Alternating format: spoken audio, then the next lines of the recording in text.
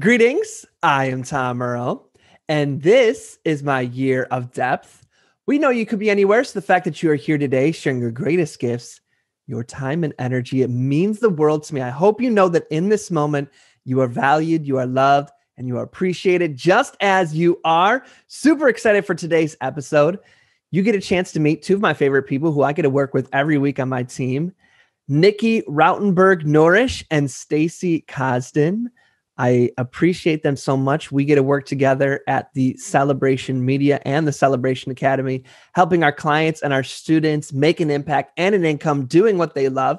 So the background for this episode is recently I had the wonderful opportunity, and I'm so honored that I was able to do a Facebook ads bootcamp inside Jasmine Star's social curator program. And so during that program, what I invited people to do is to post any questions that they had while we were presenting. And then at the end, what we did is we took all of those questions, and me, Stacy, and Nickey, we answered all of those questions in a video. And the answers and the questions that happened were really helpful for a lot of folks who are either starting off at Facebook ads or wanting to take their ads to the next level.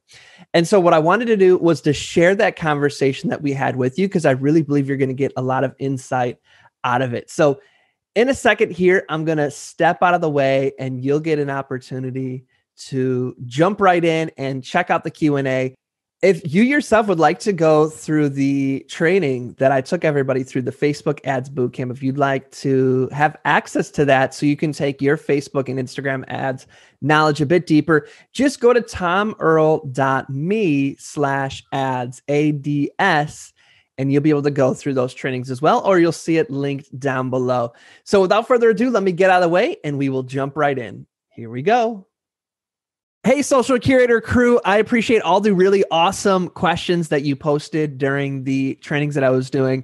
As I mentioned during them, that I would get back to you and answer as many of the questions that I can. I appreciate your patience in that time. So what's going to happen here is I'm going to pull in first my colleague and the genius media buyer, Facebook ads extraordinaire, Nickey Rautenberg. And then after that, we're going to pull in Stacy Cosden, so two of my awesome teammates, to answer some of these questions with me. So first, coming to the stage, Nickey, what's going on? How you doing? I am great. I'm ready to answer some burning questions. It's awesome. And also, that was the first time out of all these years, or this time we've worked together, I've had to say your last name out loud. Did I do it right? You did it pretty close to right. It's Rautenberg, but if you're going to choose anything, I think Rautenberg is a good next choice. But, okay, yeah. Rautenberg. Nickey Rautenberg in the building. Okay, so Heike asked the first question, but all the experts say that the videos should be super short, like 3 to 5 minutes. Will that work for ads, or should ads be shorter? And I think this is a great question for Heike. Also, Heike was at our top of funnel training, so you might recognize her name. We love Heike. So it's a good question that where we're saying, put out longer videos, 10 to 15 minutes, that you usually hear from most media buyers or most Facebook ad stuff, where put out a short video and get people's attention and, all those kind of things. So I'm curious your thoughts on her question. Yeah, so I think what's important to recognize is that we are ultimately executing a very specific strategy with particular steps. And when we're looking at the top of funnel, we are sending these videos out into cold audience land. And what we need to be able to establish as we move our way to middle of funnel and ultimately to bottom of the funnel is who are the most engaged viewers. So the problem with putting out a short video only is that you are going to have the people that are viewing certain percentages of your video really be inflated, and they might not necessarily be the quality audience. So for a specific example, if you have a 20-minute video or a 15-minute video and you have a group of people at the 50% mark for viewership or higher, you're going to know that if somebody stayed to watch your video more than 7 minutes or more than 10 minutes, that they're actually a very highly qualified viewer. And the problem is when you put out a shorter video, like a 5-minute video, the chances of somebody staying at the 2.5 mark or higher is pretty great, but they're not necessarily a qualified viewer. So it's definitely worth it to test, especially if you're going to be running Instagram ads, because I think shorter videos generally do perform better on Instagram. But overall, you have to think about the strategy and how we're trying to qualify these cold audience members into the other portions of our funnel. I dig it. Yeah, I like that. So I think you nailed it. The only thing I'd add on is just for all of us, in the first training I did, it was how to think like a marketer. And so we want to let go of some of the more vanity metrics that come from lots of video views. So similar to posting organic content and lots of people like it, maybe you get a few comments, but nobody actually buys. And so what we're trying to do is pre-qualify people top of funnel so that I don't have to pay for them to watch my content anymore. So that when I do start to run conversion ads, that people are actually converting. And so a great indicator that somebody's qualified is for how long they watch your stuff. Right. So awesome. I loved your answer, Nickey. Let's see here. Next one is from Afton. And actually, we are going in reverse order. So I apologize for that. Social Recruiter Crew. That was a question from the second training. So let's start with the first training. Vara asked, I'm wondering if you would recommend to run the ads for cold audience if I sell services or to focus on my audience from my Facebook pixel on my blog. Let me run it back over time. I'm wondering if you would recommend to run ads to cold audience if I sell services or to focus on my audience. I think she means or to focus on a warm audience, for example, from my Facebook pixel on my blog. Yeah. Do you want to go on this one? Sure. Yeah. So my understanding of the question is that she has her pixel installed on her blog. So she's already curating a warm audience in that sense. And she's wondering if it makes sense to run a cold audience and a warm audience. So the answer is it does make sense. The reason being that cold audience is going to live at your top of funnel. And with this particular strategy that we shared, the video views ads are a great way to continually waterfall new people into your audience. So it's really great to have that cold audience at top of funnel, and then your middle of funnel is where you're going to focus on your warm audience. So that's a great place to start to target the audience that comes from your pixel. So I think, Vivara, this was one of the first questions on here. So I'm guessing that this probably came on early in the trainings that I was doing. So I think I did about an hour and a half worth of training or 2.5 hours worth of training. So this is probably like 15 minutes in. So I think we've covered this quite a bit since. And so it's always best to warm people up, to have a warm audience than to have just ask for something from a cold audience. Now, one of the problems to highlight is just targeting people who are visiting your blog. If that's the only place that you're going to start running ads to, unless you have, 3,000-4,000 people a day visiting your blog, it's not going to be a large enough of an audience to start targeting. It'll be a component. And so we still run ads to top of funnel to cold audiences because we need to get ourselves in front of new people. And so even with just a few dollars a day, top of funnel, it's going to give you the opportunity to get in front of a couple thousand people each day that you can basically are asking with your content, does this resonate with you? And if they watch 25% or more, that's their way of saying yes. And now you have them moved into a new warm funnel. So that's why we still want to run ads to cold folks. Okay, we got Tammy in the house. Tammy says, I can't get a retargeted audience because I don't have enough interaction on my Facebook page. How do I get around that? So this is likely similar to the first question or similar to Vivara's question. This was likely covered later in the training. But essentially, we're using video views ads to accelerate creating a warm audience. So on the back end of Facebook and in the custom audience section, you're able to retarget based on action that people took. And so video views is one of them, or engagements is another one. So having that cold audience top of funnel running will allow you to accelerate the amount of people that you can put into that middle of funnel and create that warm audience for yourself. Boom, nailed it. I think this is an early on question too. So I think we clarified a lot of this in the training as well. Devin asked, I've run ads before, but I can't figure out yet how to get those same ads on Instagram. I had about a $20 to $40 budget a day for around a month, and the ad did well on Facebook, but only went to 2 Instagram impressions. Why is that? So this is such a good question, and one that I wish that more people paid attention to. The reason that this happened is likely because you were running the same ad within the same campaign to 2 different platforms. So I'm assuming that campaign had placements on both Facebook and Instagram at the same time.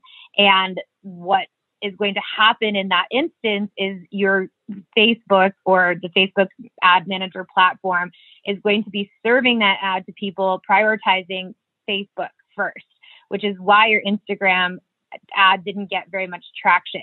So what I always recommend for people to do, no matter what, and I don't care what other media buyers say, but this is the best practice 1,000,000%.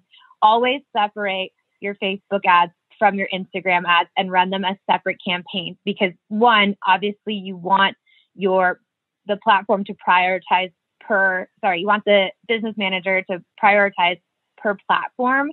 But also that way you get a lot more data. So you're able to see exactly if you're running only on Instagram, what type of activity is happening. And if you're running only on Facebook, what type of activity is happening. But when you do the same ad or within the same campaign, you're really going to run into trouble like this. So the recommendation is always separate them out. So when you set up your Facebook ad, you're just going to remove all the Instagram placement options. When you set up your Instagram ad, you're going to remove all the options for it to be shown anywhere else other than on the Instagram platform. But great question. Boom. That's a mic drop answer right there. Nickey nailed it. I love that. Nailed it. Okay.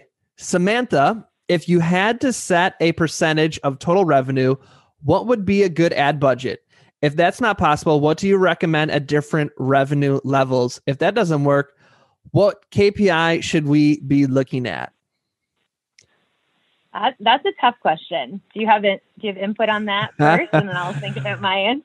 Yeah, let's see here. If you had to set a percentage of total revenue, okay. So first of all, a question would be, Samantha. Okay, this is where you can plug, if you want, Nickey. Your Facebook ads isn't a cash generating machine; it's a customer acquisition machine. Yeah. Did I say it? Was that the line? Yeah, that's right. People think that Facebook is meant to help you get sales, but it's not. It's meant to help you get in front of people to get the sales from those people. So yeah, it's an acquisition tool, not a profit tool.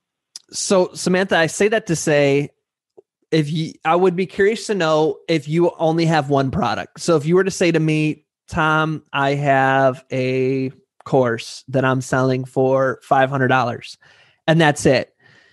Well, then you have to then go through, what are your expenses? Is it just you? Are you your only expense?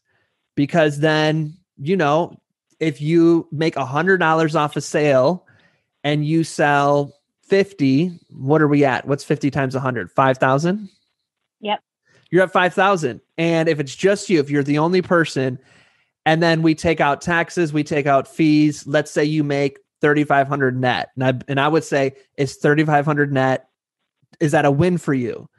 And if it is, then that answers the question. If it's not, then the dollars don't make sense. So if you were to say to me, okay, well the program itself is 500 and it's a 4-week program, and then when they finish, I upsell them into the master class, which is $2,000, and about 10% of people are actually converting. Well, then if you wanted to, making $100 is great, because I bet you that $100 per sale won't allow you to live the lifestyle maybe that you want or build the team that you want. But it's basically acquiring customers at a slightly profitable rate, which probably pays for the ads themselves, but you're really making the money on the back end. So it's really a matter of why you saw that we're both like, ooh, who wants to take this answer first? Because it's complicated, and it really comes down to knowing your numbers. So if you haven't yet, and this is for anybody, on an Excel spreadsheet or whatever app you're using, you really got to figure out how much do you need to make per month to break even in your business. And then you have to see if your customer acquisition cost through Facebook ads eats into the margins of you meeting that bottom line. Then you need to spend less on the ads and start to get more organic sales to feed into it. You have to work with awesome people like Nickey and humble brag myself so we can help you lower your customer cost per acquisition. But it really comes down to knowing your numbers. Let's see here. What KPI should you be looking at? I'd say that's really the biggest one. I mean, Nickey's really our analytics machine genius. But I'd say the biggest one, and if you watch Shark Tank, that's why they're always asking anybody who's selling stuff digital, what is your customer acquisition cost? How much does it cost for someone to give you money? So I would say that's the biggest one. Nickey, thoughts? Yeah. So I will be honest, my audio cut out in there, so I didn't hear 100% of that. But I think that you probably covered most of it, and I think we talk about this a lot amongst ourselves: is what customer acquisition costs are we comfortable with? I think to go back to the first question is about having a percentage of total revenue being your ad budget, or having different revenue levels and different ad budget levels. So once you figure out what that cost of acquisition is, you can work backwards and you can start to figure out how much money you would need for that. But the great thing about running ads for video views and using a system like the retargeting runway is that you can do this for very inexpensive.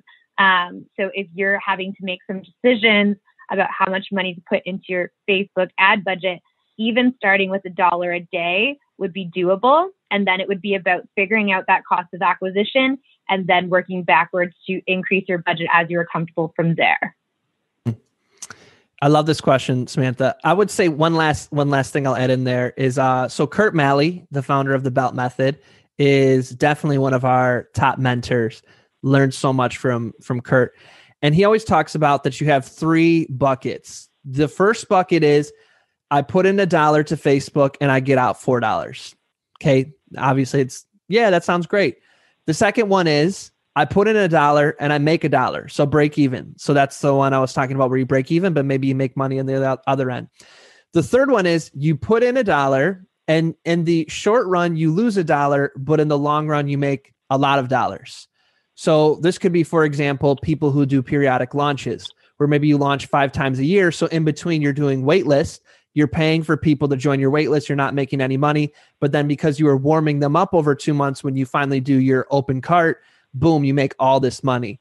And so we ultimately want to get into a place where we have revenue coming from each of those buckets, where we are getting, when I put in $1, I get out $4, but we're not just relying upon that, because when you scale, that's going to dry up. That's kind of the low-hanging fruit that you get. And you want to break even so you can keep spending money on ads, but you want to get to a place where you can invest in the long term. And the last point I'll say to anybody, because I think a lot of folks who are getting into Facebook ads from the Curator crew who are watching this video, you probably don't yet have a Facebook ads funnel that is generating revenue. So we call that an unproven funnel. So I would still say get in the game, but choose a dollar amount that you are comfortable not making any money back on, but instead getting the learning process and getting to get in front of new people, getting to form new relationships that are more bucket 3, where you're probably going to lose money at first, and then it's going to eventually come back and be a return on ad spend.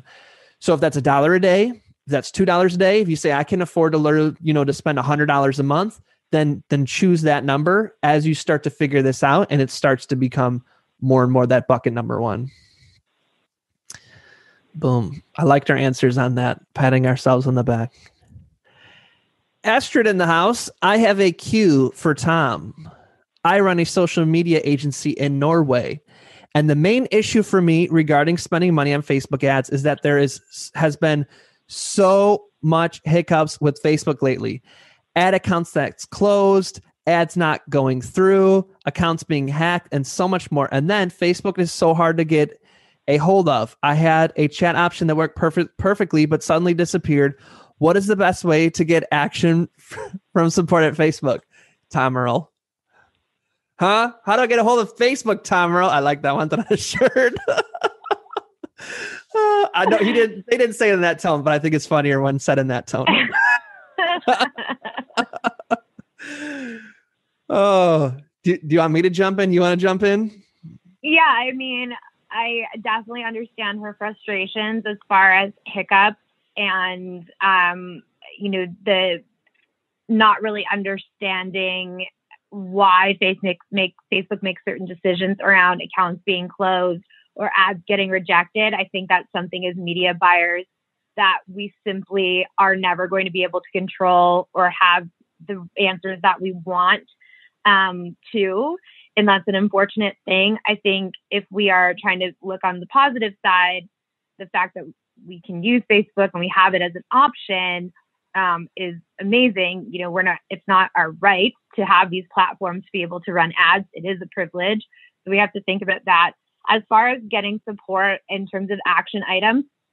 So I know that you said that you had the chat option and it suddenly disappeared. So two things there. One is the chat option doesn't always show up in the help section. It is selective about when it shows up. I don't know how they make that selection. I don't know if they get too busy and then they shut it off, but you really do have to check back different times of day, different days to see if that chat option is there.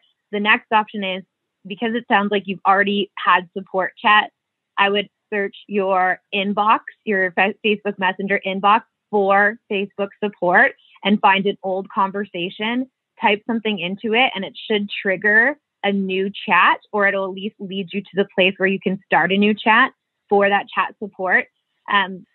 Using their contact pages, I know that it can take a long time, but they do respond to you. And then finally, the more that you actually run ads or your business manager is active on Facebook, you'll eventually get an email from an account manager that says, I am an account manager at Facebook. I am here to help you. And you can have that direct contact with them through email. If I'm being honest, they're not necessarily like super helpful. They're not going to sit there and be like, this is exactly why that ad got rejected.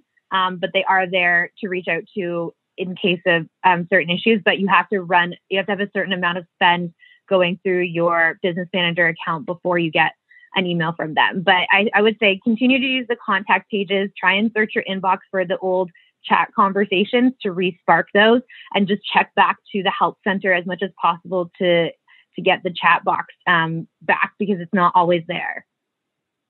Nailed it. I would just add, if I may, that the training we have here, we offered this during our training during the boot camp.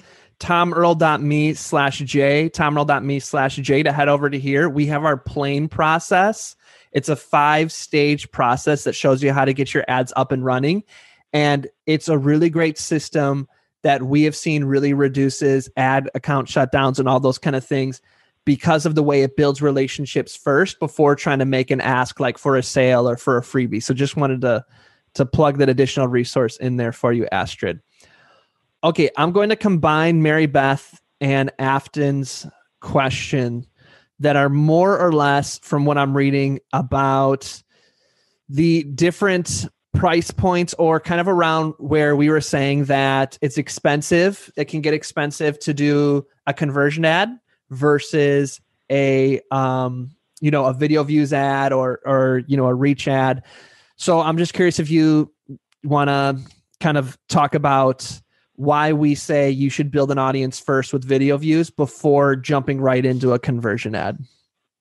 Sure. Yeah. So I think one of the things that happens with conversion ads or lead ads, or even creating a funnel with a conversion intention at the top of funnel, and I talk about this all the time, how it's very much like you're just meeting somebody that's their first touch point, and then you're asking them to take an action, and you're going to need to get in front of them a few times before they take that action, which is why the cost per lead or the cost per acquisition or cost per conversion can be very high because you're just paying for that ad to run without them actually taking the real action that you want them to, which drives up that cost per lead. But the great thing about video views ads process is video views, when you run them as ads, they're very inexpensive, like just cents. And so ultimately when they do get through the funnel, you are looking at, you didn't acquire that client for 2 cents, but you got in front of them at the top of funnel for 2 cents. You got in front of them at the middle of funnel for 2 cents or 6 cents. And then by the time you get to the bottom of funnel, you might spend $1 or $5 for that lead versus spending 20 to 30 to 50, depending on what kind of process you're putting them through. But basically, this is all to say that you really do need that warm-up process. And because video views ads are so inexpensive, it's a very affordable way to accelerate getting your warm audience ready and available to take those conversion actions that we want them to take. But hitting them with a conversion action at the top of funnel is going to end up being very expensive for the reasons that I just explained. Shaboom. We need to get you multiple mics so they can just be dropped each time. Okay, let's see here. Okay, question on the video. My video is 1 minute long, but the drop-off rate was insane after 3 seconds. Is this common, or do I need to tweak that video? So let's just kind of combine this with a lot of the questions we're getting on videos around people didn't watch my video, or it seems that people are only watching 3 seconds. And anything you wanna share on that? Yeah, I think you can talk about the content perspective. I'll talk about it from more of the technical side. So just something to be aware of. And think about it as your own user behavior. When people are scrolling through Facebook, for them to be on the first second of your video, or on Instagram, for those first 3 seconds to run, like literally that's the time that your video shows up on their screen, and then they've swiped. So that's why you'll see a large amount of people in that 3 second mark. But in order to prevent the drop off, that's more Tom's area. So I'll let him take that. Well, your first 15 seconds is really the most important. So if people are only watching 3 seconds and then they're not watching anything at all, then you got to really examine what are you saying in your first 15 seconds. So I know for me, my comfort level for my videos, if you go back and watch the many, many videos I've put out over the past 6 years, I always go, greetings, I am Tom Earl. And then, for example, I'll say, I want to share with you my gratitude of the day, or this is my year of grace, or something like that.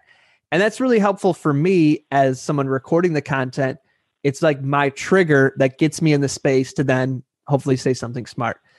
Now, somebody scrolling through on their Facebook feed, an ad means that they're scrolling through their feed and they're not looking for a video from Tom Earl when it's a cold audience. They're looking for a video from their friend, or a cat video, or any other thing that Facebook knows is emotionally going to release chemicals in their brain like dopamine, which then gets them to stay on their platform longer. So I need to interrupt that pattern in a way that they actually appreciate. And so you need to think of me saying, greetings, I'm Tom Earl, and I want to share with you gratitude of the day. They're like, I don't know who this Tom Earl is. They keep going. So what we say is to really think through those first 15 seconds as almost a headline. So really writing down, and this is where sometimes I'll write down on a piece of paper 10, 15, 20 different headlines for how I'm going to start my video, and really try to imagine what is something that I can say that's not, shock value, but that'll get someone that's my target audience to go, that's interesting.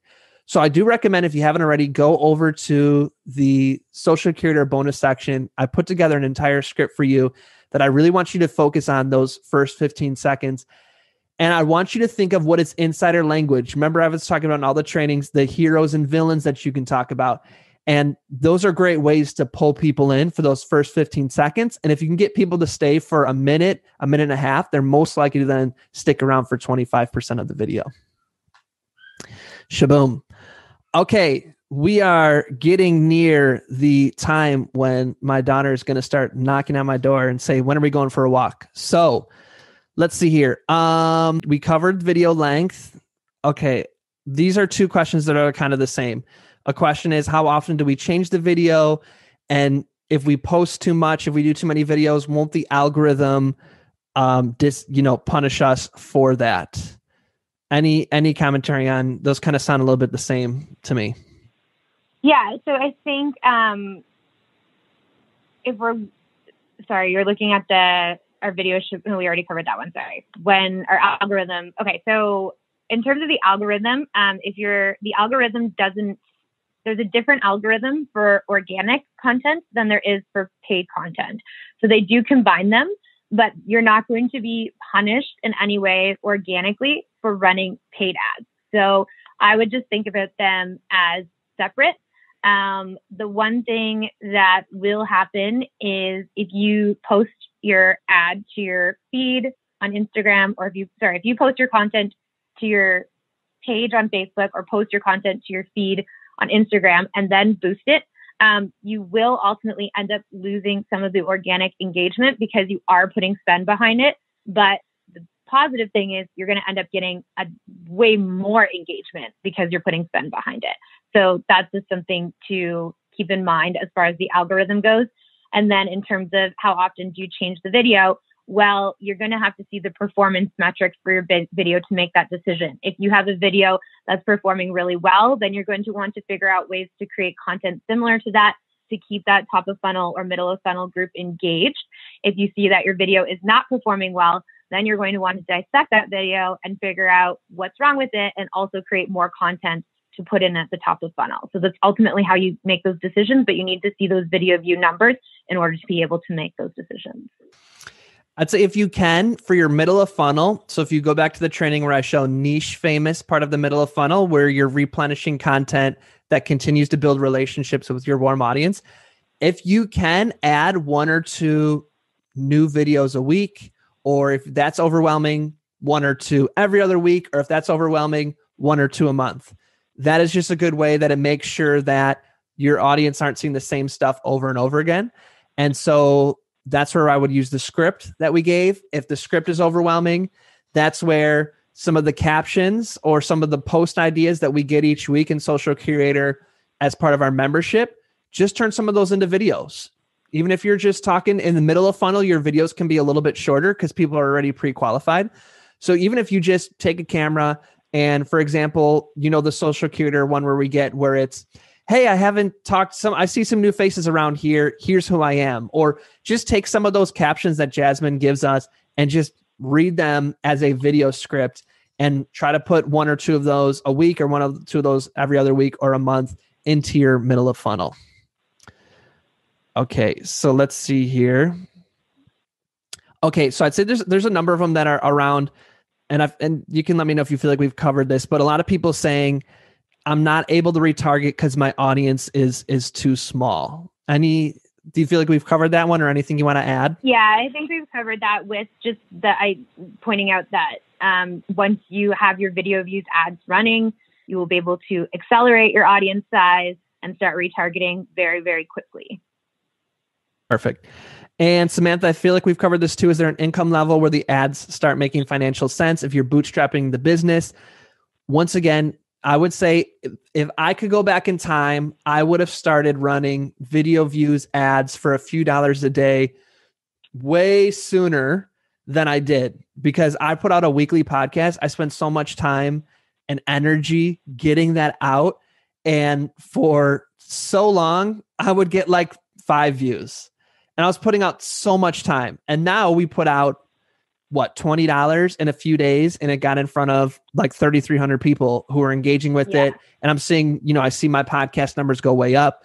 So if you can just even put $5 a day, so 5 times 30, $150. If you can find $150 a month to spend on ads, even if you're not getting like all these sales from it, it's just going to get you so much more exposure and audience build and opportunity than just constantly having this relationship with the organic algorithm where you don't have as much control over what happens.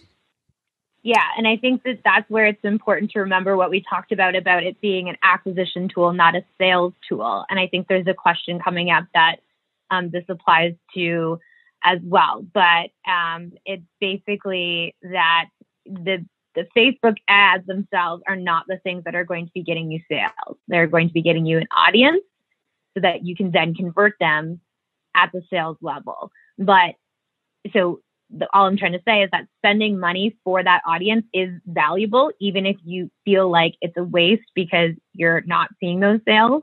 But you need that audience to get to sales. So you're going to need to pay for that audience in one way or another. And the way that we're explaining to do it is a very inexpensive way to be able to do it, especially if you're bootstrapping, to your point, Samantha.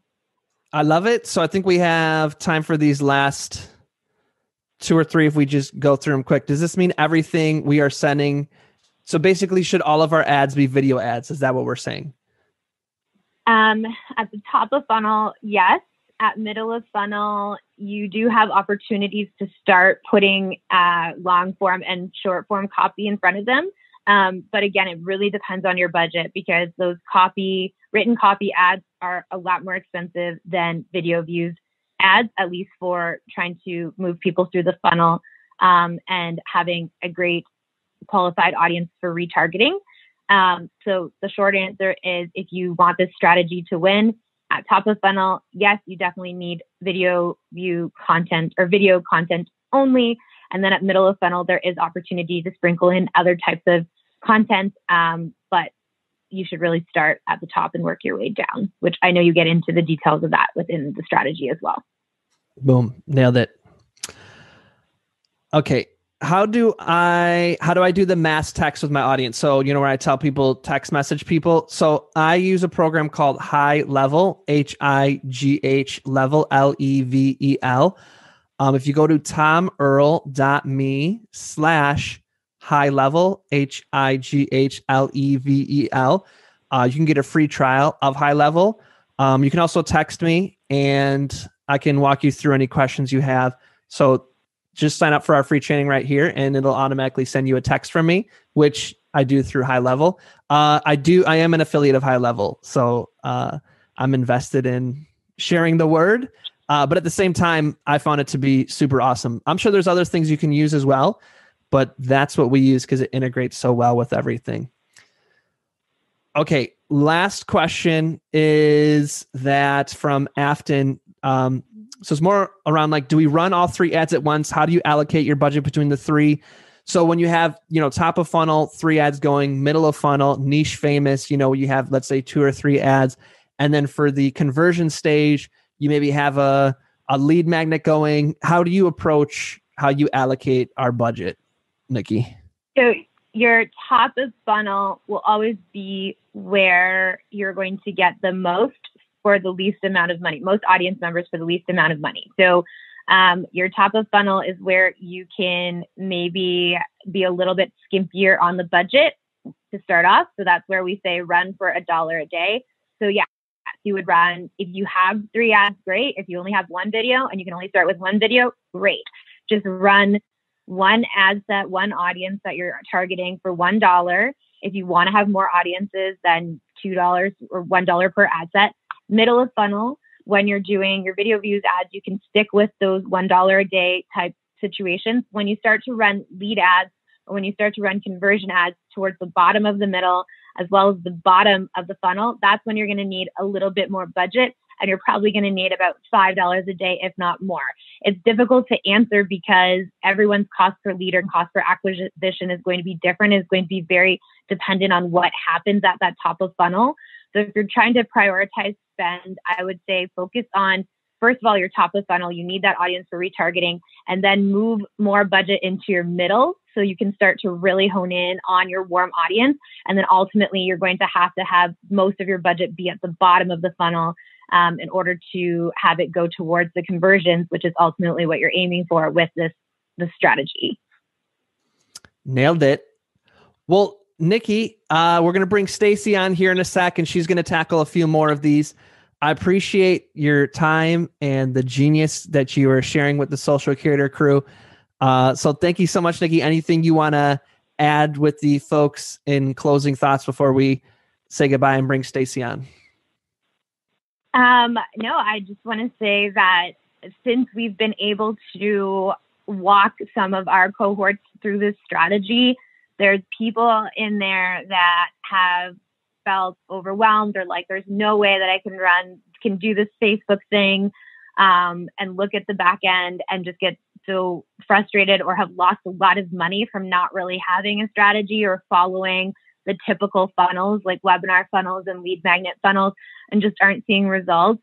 And so that's why we're so passionate about this strategy, because we've been able to help people implement it that felt like they would never be able to do something like this. And they're seeing such awesome results. It's actually very heartwarming and amazing to be a part of.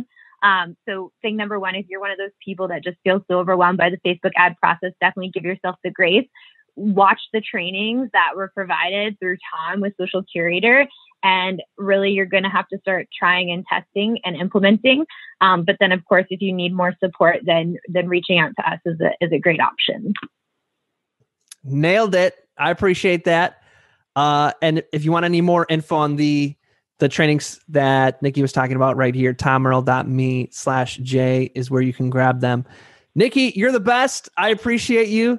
Thank you so much for sharing all of your wisdom with the Curator crew. Thank you, Tom. It's so much fun always. Appreciate it. Awesome. So for these next questions, I want to bring onto the mic one of our most amazing coaches, Stacy Kosden. She meets with our agency clients each week. So folks who are investing, 10, 15K a month with us, she's the one who meets one-on-one with them and makes sure that they have the success that they need to keep succeeding. So what's going on, Stacy? How you doing?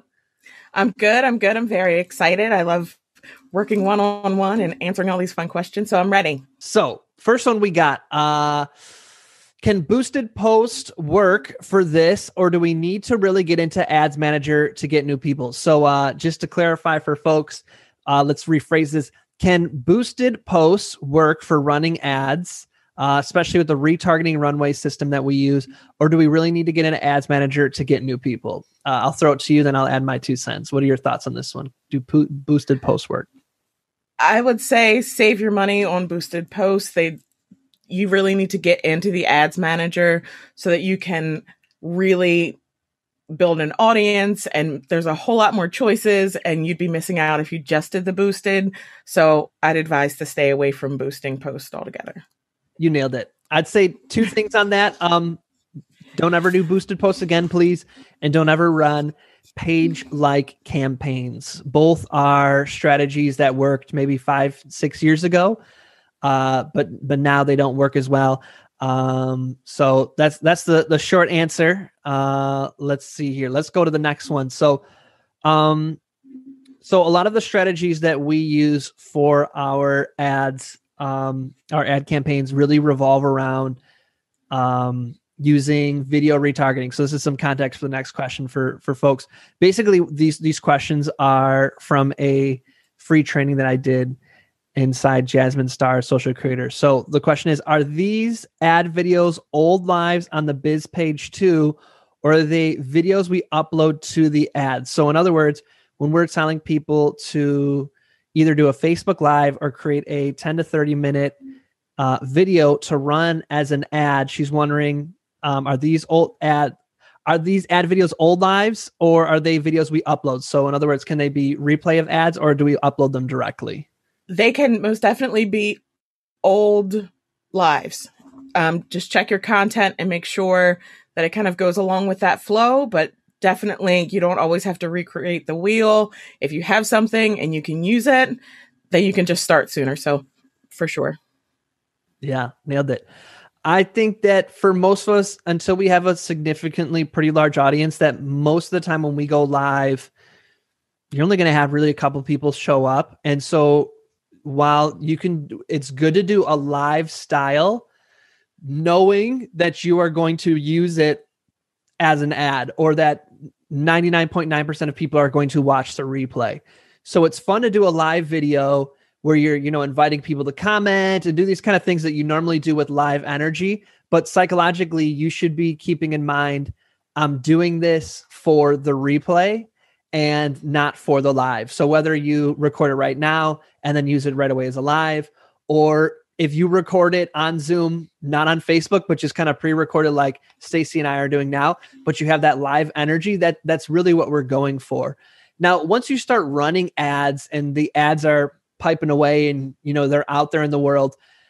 It can help to then go live, because if people see your ad while you're live, they can then tune in directly to the video that you're using to go live. So there's some elements to going live that really works well. Once you start to have your ads up and running, you start to get bigger audience. But really the key takeaway is that you are doing live videos for the replay and for content you can use in your ads. All right, let's see here. All right, so folks are wondering, with the retargeting runway process that we use, what if you are a product brand, so e-commerce rather than a service? Will this work? This will definitely still work. You're still using the same kind of thing. If people are in a service industry, they're kind of selling it as their product and their brand. So it all will still work the same way. It's just the words that you use will be different. I like that. Yeah, I think at the core of what you're saying, Stacey, even taking me to a different place than I was going to say, is that we're still moving people emotionally through a purchase journey in the same way. So I'd say here's a couple nuances. One, if you're selling e-commerce, if that's what you're talking about, like a physical product, so your top of funnel, once again, people who have never heard of you, completely cold audience. If you recall, or for folks who maybe are just catching this replay and haven't gone through the training, top of funnel, we want to put out a video with a campaign objective of video views, because you want to nurture and warm up your audience before you ask them to do anything, even if that ask is for a freebie or for even a coupon code, so that you are pre-qualifying folks before you are trying to get them to convert. And it also makes it cheaper. Okay, so for folks who are selling courses, coaching, those kind of things, it's really more of a knowledge or expertise space. And so putting out a 5, 10, 15-minute video talking about your knowledge or expertise is a great idea. Now, for e-commerce, people don't necessarily care if, you're an expert in your field. So what you do want to do, though, is still to pre-qualify and build credibility. So top of funnel, instead of aiming for a 5, 10, 15, 20, 30-minute video, you want to use maybe somewhere between 1 to 3-minute videos. And you want to use videos that are, it could be a behind the scenes, it could be a testimonial, it could be a product feature, so these kind of videos that kind of build upon or share the story, the why behind the product. So different things like that. So you're not necessarily sharing, teaching people like folks who are in the course creator membership coaching world. It's more showcasing the product. It's more showcasing the story behind it, giving some behind the scenes, and they're going to be shorter, but you still want to top of funnel, make sure you're putting videos out there that are pre-qualifying and building relationships before you go in for the sale. Yeah. And I'll just add that when you're selling a service, you are building a relationship with a lot of, it's a lot of one-on-one building a relationship. This way you're just kind of building a relationship with your whole brand and your product. So people have that awareness. Boom, boom. All righty. So question number, whatever we're on. Okay, I think that there is an option to run the Facebook ads on Instagram as well. Do you recommend to run the same ads on both platforms? Go for it. You could make them work on both platforms. And I really like the Facebook Business Manager because you can do it for both at the same time. And that's really helpful. And you can monitor all those things from that same Facebook business platform. So yeah, definitely. And we have different variations of questions on what about if I'm running a Facebook ad? Can I put it on Instagram, or I'm just on Instagram? So we'll get to those. And I'm curious to hear Nickey chime in a little bit on this as well. So, it's sometimes we make things complicated. We try to get really, really good at something that maybe we're just pretty good at. And in our attempt to try to do everything, it keeps us from even getting in the game. So if you're just starting off running ads, then what you're putting out there on Facebook will show you if this could work on Instagram, right? It'll allow you to put Instagram as an option, put it as an option, run the ads to that. That's, like entry level. And I'm not saying entry level is a negative thing. Get in the game, start running your ads. So that's entry level. Next stage, segment your campaigns so you can see how they're doing in terms of analytics. So even if you're using the same piece of content, one campaign is Facebook, one campaign is Instagram, so you can see the difference. Okay, let's say that's where you're at in the game. Now you want to take it to the next level.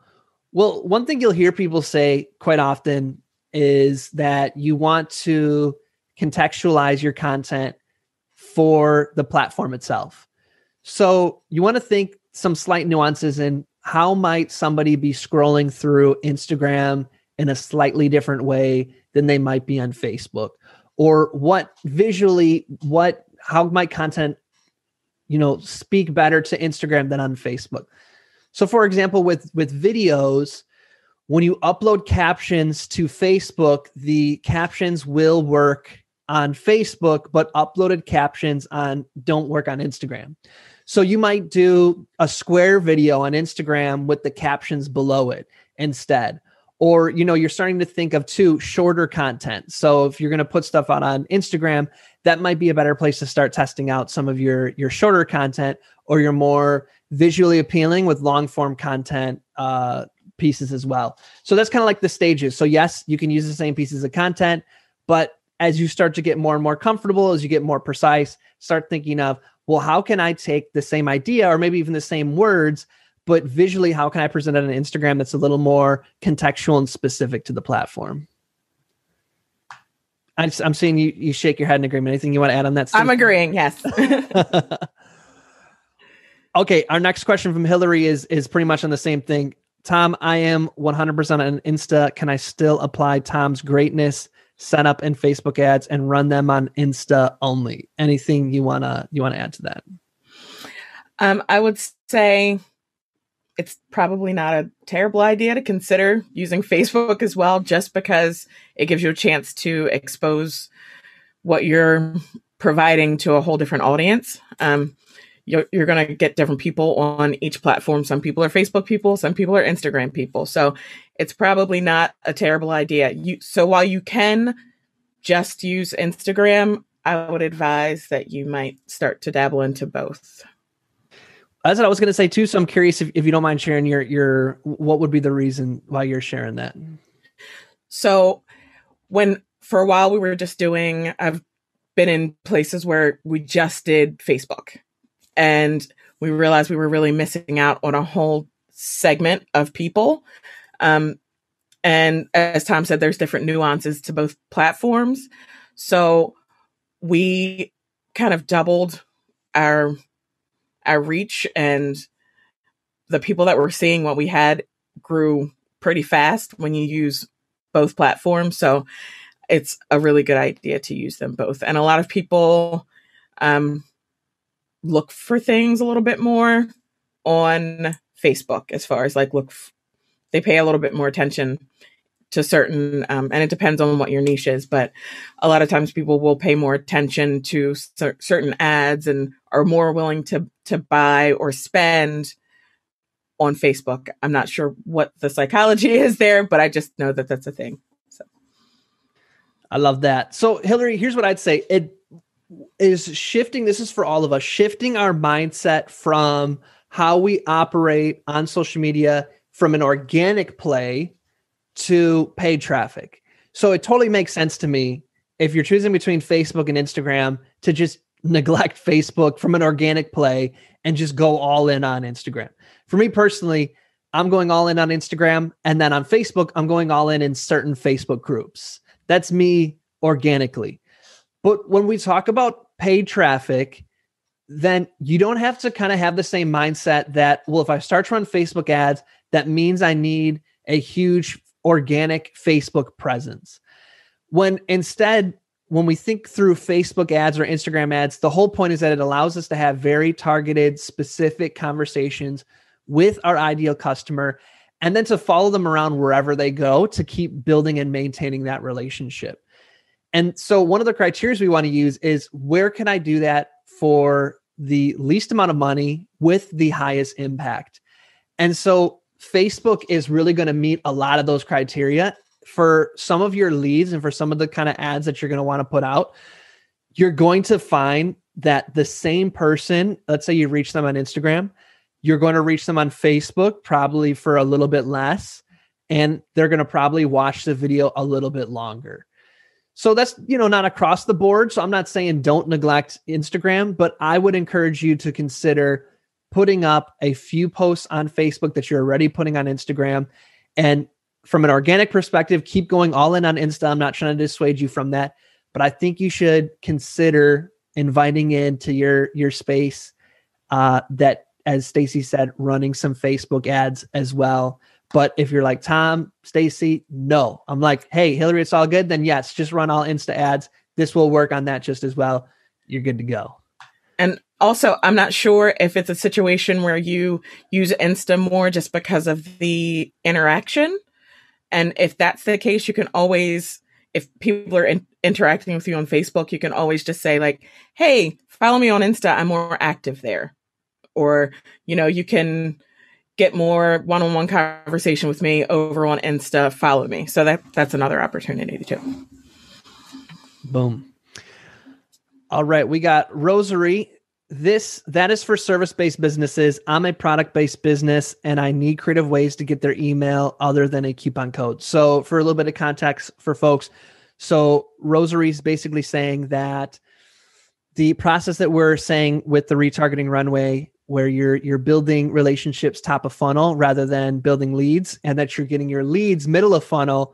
From what I'm gathering from this, Rosary is saying, hey, I can't do that. I need to go for the leads right away because I need those leads to make the sales.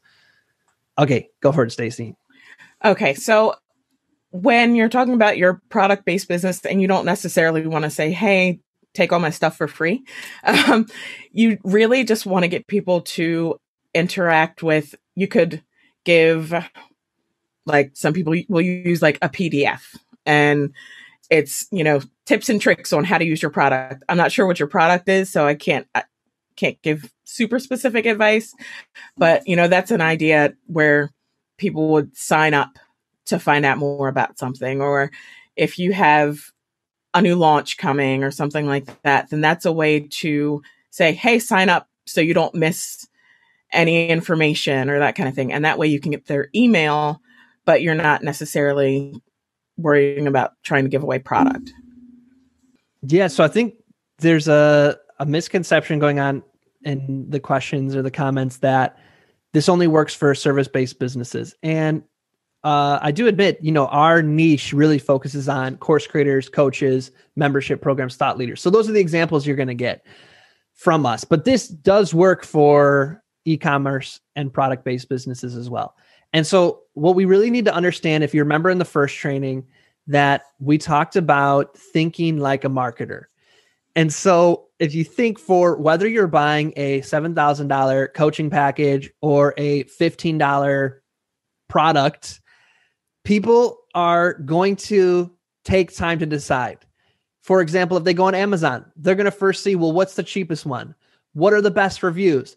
And people are irrational. So they're going to see some random review from one person on Amazon and be like, never mind, I don't like this product. Or they might see one really awesome one on Amazon that's going to make them say, I love this product. So people make irrational decisions on purchasing a coaching or purchasing a product for both of them. And so what we're saying is that what people are trying to do is top of funnel. So top of funnel, I've never heard of you. Say, I'm Tom, you've never heard of me. Here's who I am. Here's a little bit about my product. Can I get your name and email? Right? That's more or less what we're doing. Or I'm Tom, you've never heard of me. You've never heard of my product. Here's what it's all about.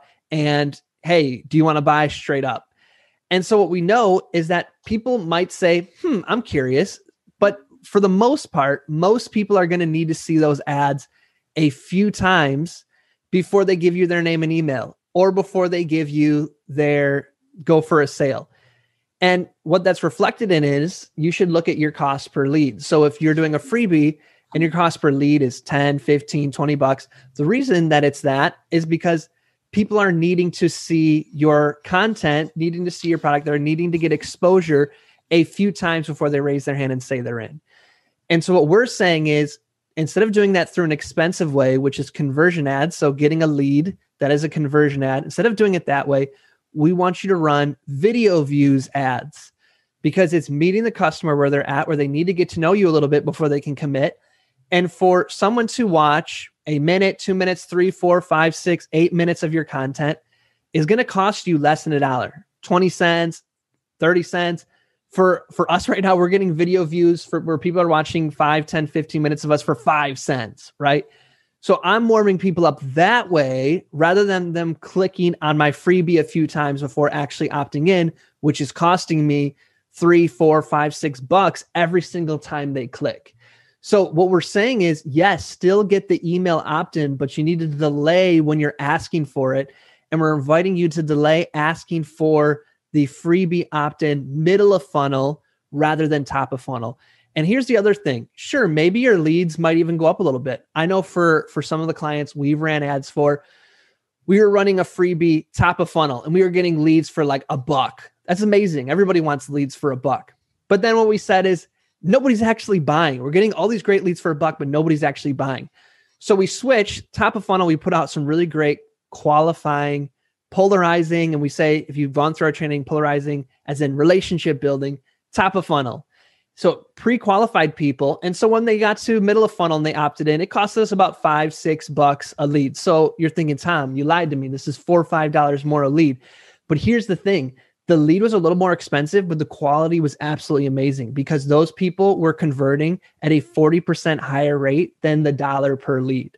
And so for us, we saw sales start to go through the roof because instead of trying to go right for the lead, we said, let's pre-qualify people. And this applies to e-commerce and to coaching. So anything you want to add to that, Stacey? I feel like that was a nice little rant. That was perfect because I had some thoughts and then I was like, oh, he said it. So, but just from a consumer standpoint, watching, I'm on Facebook all the time and people start to respond. If you're not just like, hey, buy this right out of the gate. And I've seen people just decide they're going to buy a product because they respected the fact that, one, they weren't, kind of force fed anything at the first time. And two, if they respond, people go crazy for that. And they're like, well, where can I buy it? And that really, I saw a mask that had a duck bill on it. And it was just a guy dancing around in this duck bill. I said, are they selling it? I wasn't sure at first. It was just a fun video. And people were like, where can I buy it? Where can I buy it? So just the exposure right off the top, to let people get to know you a little bit and know your product and your business can go a longer way than, like Tom said, spending all the money to collect the emails. Boom. I love that. Such a good example. All right. We got Jamie here. Jamie asks, for the video views, where should they be hosted? Can it be on YouTube video or direct upload to Facebook? So for your ads, you need to upload it directly to Facebook. You can still host all of your videos on YouTube. You can use that link for things. But when you're talking about using ads and getting any kind of engagement on Facebook, it has to be natively uploaded to really get those views because it's not going to count how long you're watching if it's just from a YouTube link because it'll send you to YouTube instead of keeping you on Facebook. And you want to try to keep them there with you. Boom. Stacey nailed it. There's nothing really to add on to that one. Well done. All right. We got Rachel in the house. Rachel asked, what kind of video content would this include? So what kind of video content should we be putting out when we say put stuff out top of funnel to pre-qualifying audience, put out video content middle of funnel to relationship build? What kind of video content should that be? So right out of the gate, your top of funnel, your first experience with these potential customers should just be something that, one, they get to know you a little bit, and two, they get to start to trust you. You're just giving them some sort of value without asking for anything. You're just telling them about what you do or telling them about what you can do or sharing a story about, what you've done for someone else, like sharing a testimonial story, that kind of thing, just to get your name and your brand some recognition first. And then you kind of start once you're moving into the next step, you start warming people up a little bit. And then you can kind of start talking about what you can do for them exactly. And then at the bottom, toward the end, the next step is when you're just kind of like, hey, guess what I have to offer you? And that's when you throw that out there. But right now, if you're just starting, your first thought should be content that is about who you are, what you do, what you can provide, and how you can solve something that is missing in their life somehow. Nailed it. I would say if you haven't already, head to the bonus section inside Social Curator. We have a whole video script on the kind of content you should be putting out. Takeaway is value adding content that's going to build a relationship with people, content that's going to give people ahas, content that's going to educate people on the values of you, your product, content that's going to impact people emotionally, content that's going to build a strong relationship with people, and all done in an engaging way. So take a look at what we have in the Social Curator bonus section. If you have any specific questions on it, then let me know. Ask a little more specifically, and I can get at you. Okay, the last one is from Hillary. Tom, will you talk about how to apply this to Insta audiences? So another Instagram question. Anything to add on that, or do you feel like I feel like we kind of covered that. It's going to be basically the same, but one, you make sure that your video is square, so that's a plus. That's a big thing you have to think about. And two, Instagram people don't sit and watch as long. So, just whatever you're offering, whatever you're talking about, just make it a little bit shorter, specifically for Instagram, and make it something that's going to kind of catch the eyes. People are scrolling and looking all the pretty pictures on Instagram. Yeah. Awesome. I'd say for all this, folks, don't overthink stuff too much. The thing about it is, after $20, $30 of ad spend, you pretty much have an answer. So if you're curious, I think this will work on Instagram. Don't spend 2-3 weeks trying to record this perfect piece of content. You think this is exactly what Instagram needs. Just put it out there, test it. After a few days, if it's not performing well, shut it off. Running ads really becomes a quantity game. So you want to be able to record, test, and by test, we mean launch it as an ad, analyze, and then re-record or put back out. So if you're spending a couple weeks each time creating your content because you want it to be perfect, is really not going to apply very well to the Facebook ads world. You want to have an element of speed. So that means you got to lower a little bit the bar on the quantity threshold that we have for allowing a piece of content or creative to make its way into the world. So lower that. Don't be a perfectionist. Get it out there and test and see, hey, this is doing well. Let me also put it on Insta and see how it does. If it doesn't do well, then if it does do well, boom, then be happy you didn't spend another 3 weeks kind of like theorizing if it worked or not. Stacey, anything you want to add in general before I head back over? I'm going to go through the rest of these questions on either with Nickey or myself. So anything you want to add before I head over to them? I'm just kind of adding on to what you said about don't overthink it. If you are just being you, it doesn't have to be perfect, because you just need to be authentic. Just go out there and be yourself. And because your business, what you do, you're good at it. So just go and do it and show everybody else that that. And it doesn't have to be, some perfect piece that is like, oh, wow, look at the production value. No, it's fine. Just do it. Well said. Well said. Well, thank you, Stacey. We appreciate you so much, and hope to have you back on one of these Social Curator Q&A sessions. So thank you. I hope so. It was fun. Hey, everyone. Just before I sign off, just wanted to thank you all so much. If you're still watching this Q&A video I've made, you are a true Facebook ads fanatic like I am. So I want you to give yourself that self-appreciation and that grace that maybe you didn't understand everything that we said. But if you're still watching at this point, then you are going to start to understand. It's just like learning anything new. If you think back to when you learned how to drive a car or tie your shoes or all the things you can do in your business now that at one time were overwhelming to you. You're the kind of person, if you're still watching now, who you are the kind of person who sees things through, even if you feel outside of your comfort zone. And that's what this Q&A is here for. So if you have extra questions, If I answered one of your questions, but I didn't quite hit the mark because maybe I didn't understand your question, comment below, but please tag me, because if you don't tag me, then it just gets lost in my notifications.